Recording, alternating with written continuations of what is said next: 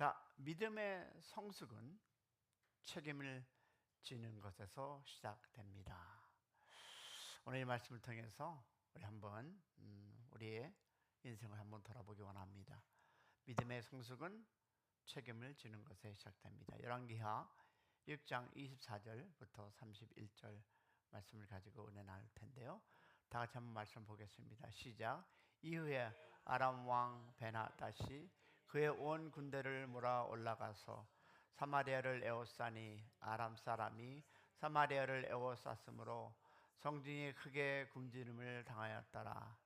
나귀 머리 하나에 은 80세가리요 비둘기 똥 4분의 1캡에는 5세가리라. 이스라엘 왕이 성벽 위에 올라갈 때 한 여인이 외쳐 이르되 내 주 왕이여 도우소서.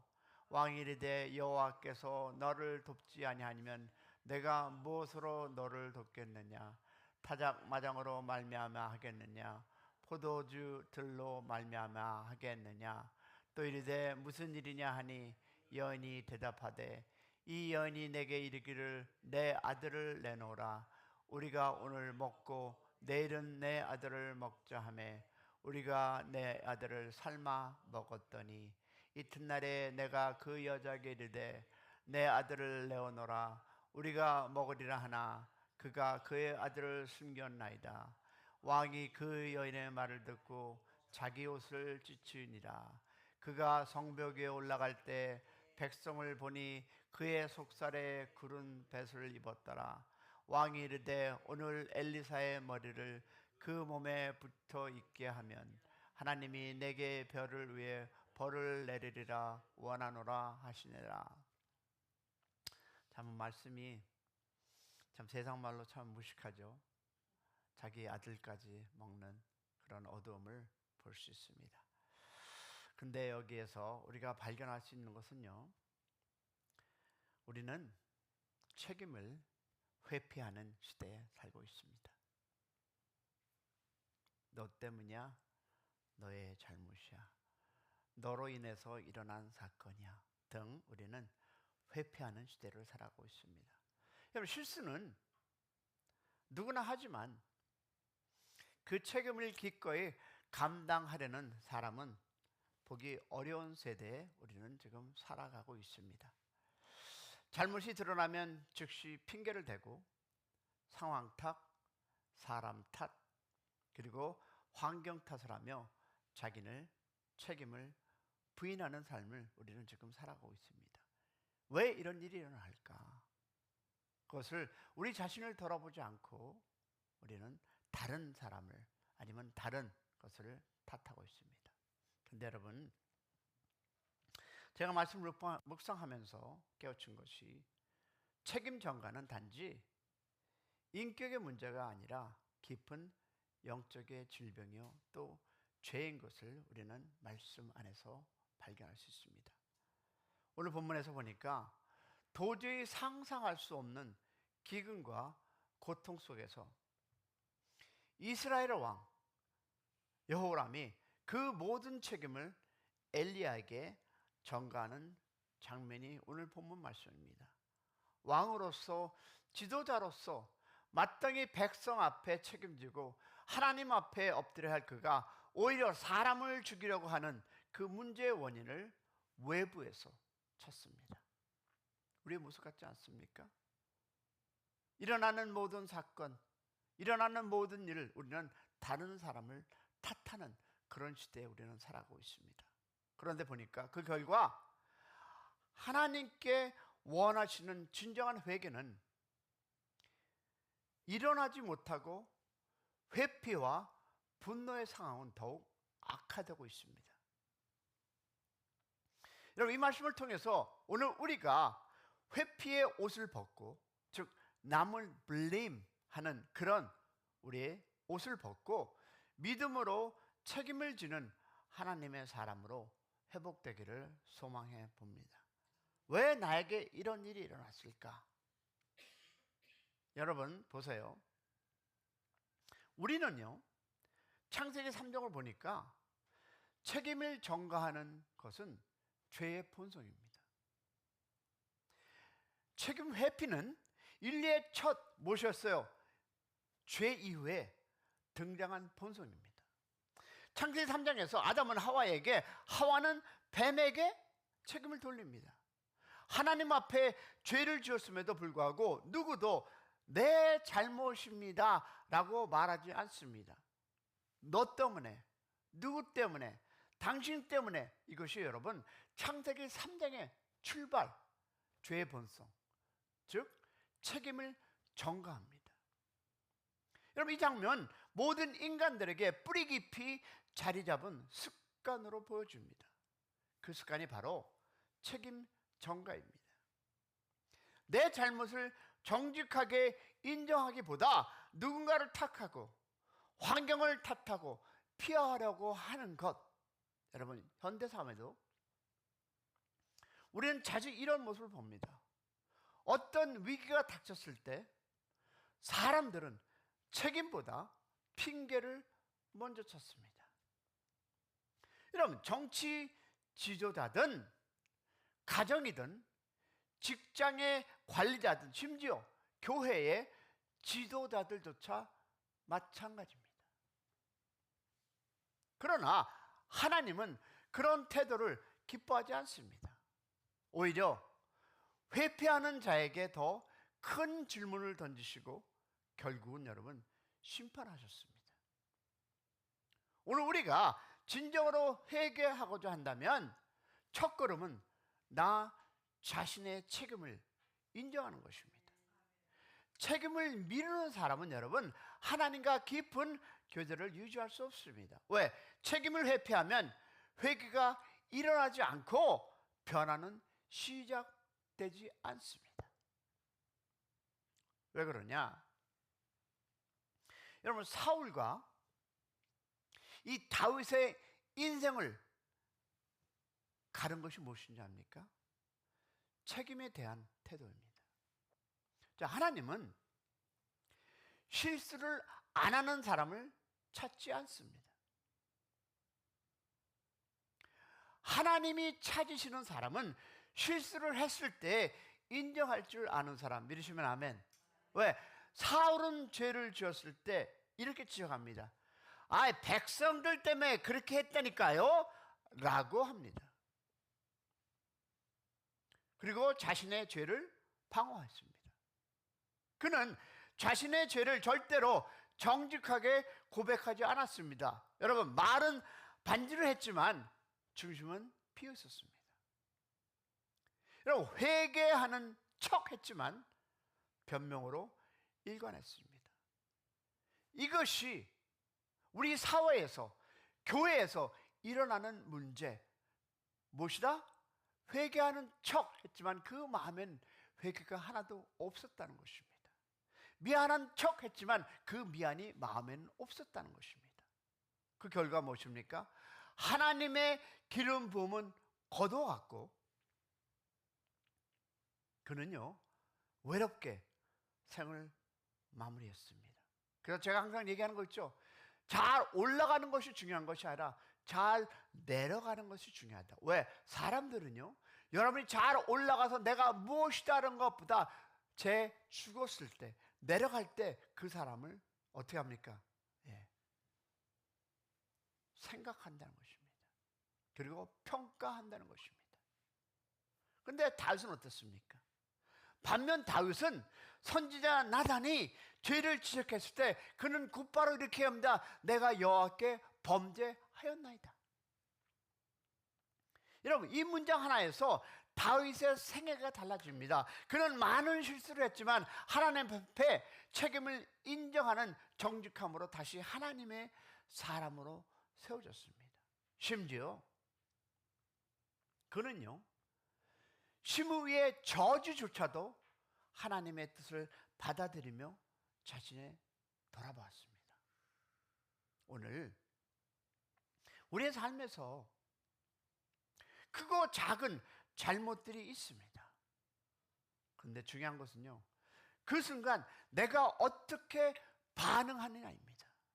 내 책임을 인정하는 겸손이 있다면 하나님은 반드시 회복의 은혜를 주시리라 믿습니다. 여러분 기억하세요. 하나님은 완벽한 자가 아니라 하나님을 인정하는 자를 찾으십니다. 할렐루야.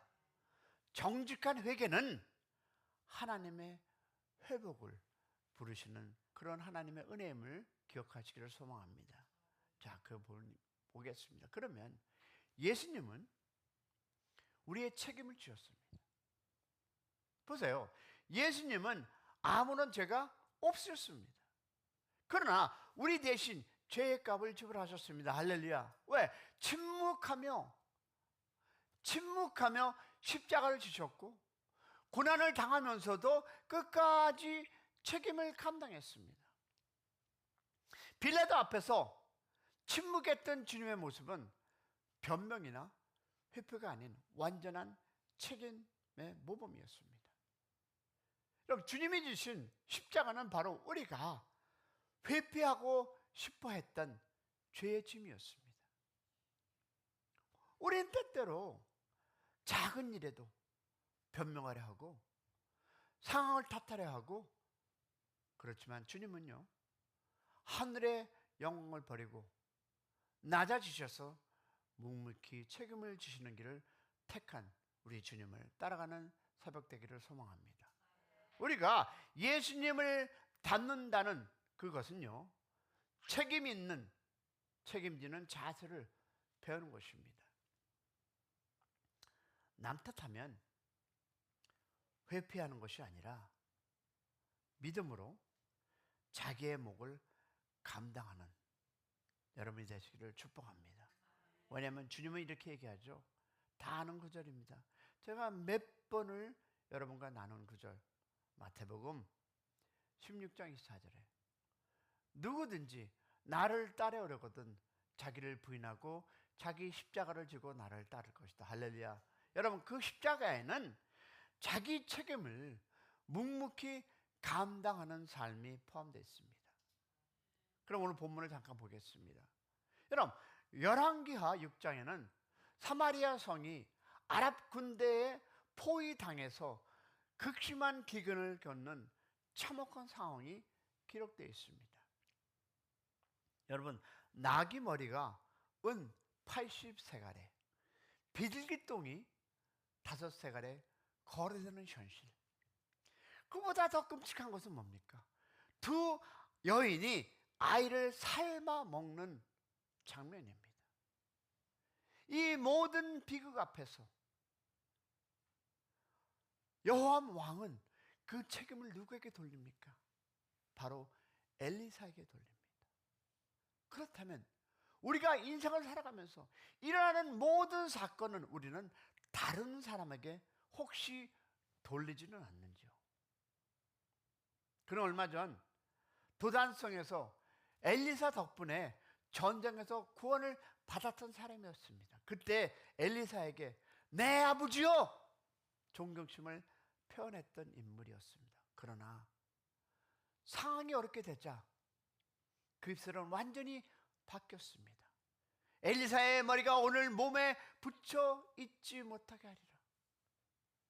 그때는 절친이 없고 나의 은연이었는데 나에게 조금 무슨 현실적인 문제가 일어나면 저 사람이, 그게 우리 아닙니까? 한때는 죽고 못 사는 그런 인생, 그러나 그 사람이 나에게 뭔가 피해를 주면 저 인간 내가 만난 것이, 혹시 그게 우리가 아닙니까? 무슨 변화가 일어났습니까? 엘리사가 아람 군대를 죽이지 않고 돌려보냈다는 것에 대한 불만이었습니다. 혹시 이번에는 하나님의 도우심이 왜 즉각 나타나지 않았느냐라는 불신도 있었습니다. 그러나 결정적인 이것은 이것입니다. 왕은 자신의 책임을 외면하고 타인에게 전가함으로써 스스로 위로했던 것이었습니다. 혹시 우리는 안 그렇습니까? 문제 해결은 여러분, 하나님 앞에 무릎 꿇는 것인데 그는 자객을 보내서 분노를 행동합니다. 다른 사람을 통해서 상대를 어떻게 몰아갑니다. 저 사람 때문에. 여러분, 옷을 찢고 굳은 베옷을 입었지만 회개의 외형만 있었을 뿐 진정한 돌이킴은 그에게 없었습니다. 다시 말해서 회개의 옷은 입었지만 회개의 마음은 없었습니다. 엘리사에게 화살을 겨눴지만 정작 그는 하나님의 음성에는 귀를 막고 있었습니다. 여러분, 우리가 오늘 들어야 할 교훈은 뭡니까? 첫 번째, 책임을 전가하면 인격이 무너집니다. 우리가 고난 당할 때, 고난이 닥치면 누구 때문에 탓할 때가 있습니다. 그러나 책임을 외면하면 감사가 사라지고 믿음이 흔들립니다. 두 번째 보니까 진정한 회개는 자기 죄를 인정하는 데서 시작합니다. 여러분, 굳은 배옷보다 더 중요한 것은 내 마음의 태도입니다.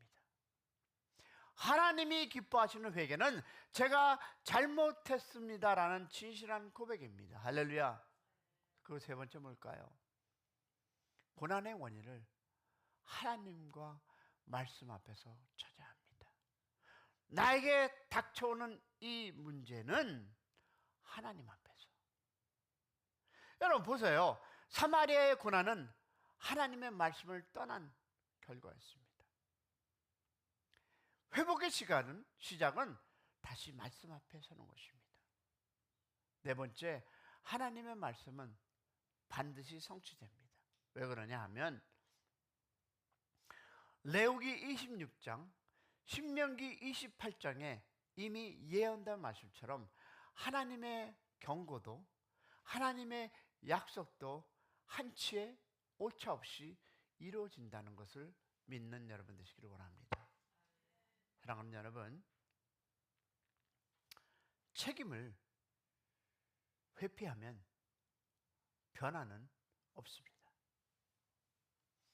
책임을 지는 사람이 성숙해지고 하나님께 쓰임을 받습니다. 예수님은 우리의 죄를 대신 지셨습니다. 할렐루야. 우리는 이제 하나님 앞에서, 가족 앞에서, 교회 앞에서 믿음의 책임을 지는 우리 모두가 될 수 있기를 소망합니다. 우리 기도할 텐데요. 첫 번째, 우리 결단하기 원합니다.